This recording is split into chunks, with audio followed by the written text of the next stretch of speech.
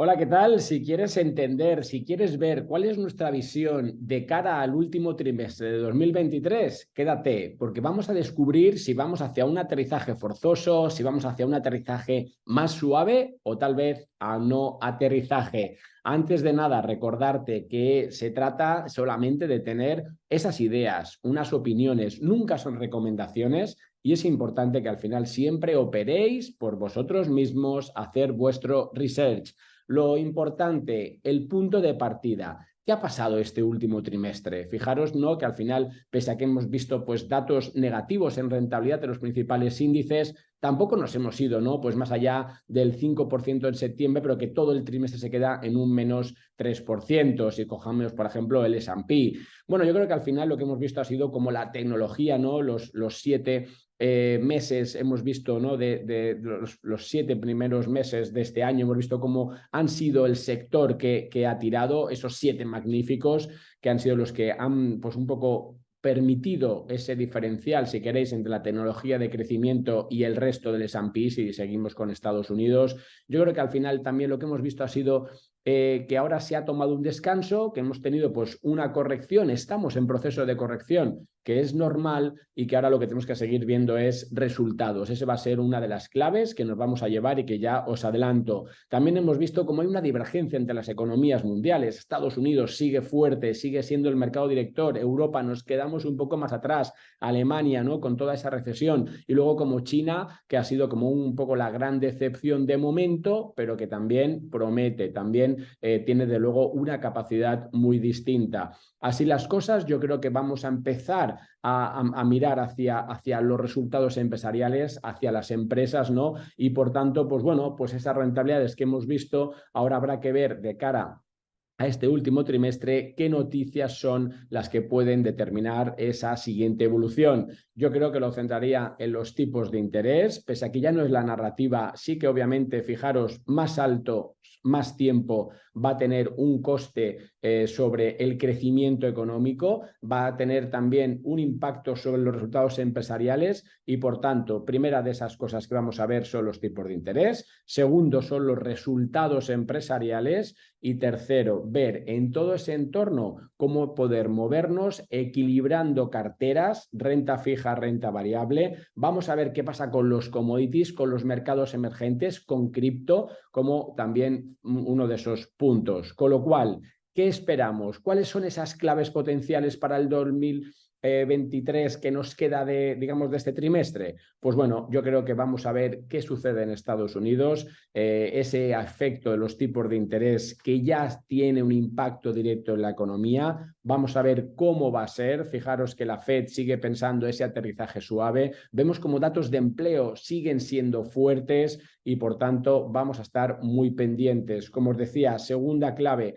giro hacia los resultados. Importan. Si ya pensamos que los tipos de interés no deberían irse mucho más arriba, en la ecuación de tipos y resultados nos toca centrarnos en resultados empresariales. No lo que ganen, sino lo que van a hacer, expectativas. Después, también ya tenemos que pensar que 2024, ¿no?, pues vamos a ver si tenemos o no recorte de tipos hacia final del ejercicio. Tenemos las elecciones en Estados Unidos, con lo cual vamos a ver en ese entorno un petróleo que sigue siendo pues alto, se está cotizando a ese rango, ¿no? 70-100, ver dónde se acaba un poco colocando después de estas últimas subidas, porque eso sí que va a tener desde luego impacto en resultados, en economía y en consumo. Un poco la encuesta que os dejo rápidamente, fijaros que seguimos viendo, ¿no?, cómo los inversores esperan, se centran mucho más en acciones, pese a que ya la renta fija paga y no paga mal. Vemos también cómo, por ejemplo, Estados Unidos sigue siendo el mercado preferido y cómo la tecnología un poco repunta. Si lo llevamos a nuestro IBEX 35, fijaros que en España, desde luego, este 2023, incluso este último trimestre Q3, ha sido mejor, ¿no?, que el resto de Europa. ¿Por qué? Porque tenemos un sector financiero que pondera mucho en el índice, que está teniendo desde luego todo el efecto positivo de la subida de tipos de interés y que sigue siendo un poco la clave. ¿Qué estamos esperando? Pues bueno, pues de momento vemos que el PIB para España no pinta mal, estamos viendo un 2,3% para 2023, vamos a irnos unas décimas por abajo, tal vez 1,8, 1,9 de crecimiento para España, eso nos deja una situación desde luego mejor, obviamente si los mercados globales caen, nosotros caeremos, pero parece que empezamos a ver pues ciertos brotes verdes de ese lado y que se puede mantener ese crecimiento. Obviamente la inflación sigue siendo importante, va a ser uno de los grandes temas y como os digo, vamos a centrarnos en resultados también en España, con lo cual rápidamente fijaros dos ejemplos, ¿no? Inditex, Banco Santander, como un poco, digamos, como esos grandes, ¿no? Pues directores en este contexto. Inditex será capaz de mantener crecimiento de beneficio por acción.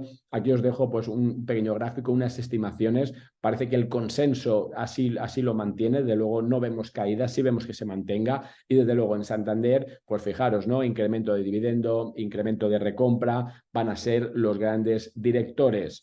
Ya, y para terminar un poco, ¿cuáles son al final esas perspectivas finales si nos centramos y un poco en las recomendaciones principales, mantener la diversificación. Segundo, la renta fija importa. Tercero, vamos a tener que adaptar los portfolios. Yo creo que se va a extremar la gestión del riesgo. Hay que gestionar activamente el riesgo. Eso implica seleccionar valores ganadores. Yo creo que ya la gestión activa, como os digo, va a predominar sobre la gestión pasiva. Lo hemos visto. Fijaros el S&P, 7 valores han estado muy por encima del índice, ¿no? Del S&P en este caso, con lo cual nos vamos a enfocar también en ese largo plazo, esa diversificación, vamos a ver si la recuperación de beneficios empresariales se materializa, esa puede ser una de las claves y por tanto de esa forma pues entender que vienen oportunidades, que yo creo que tenemos dolor a corto plazo para después volver a tomar esa senda.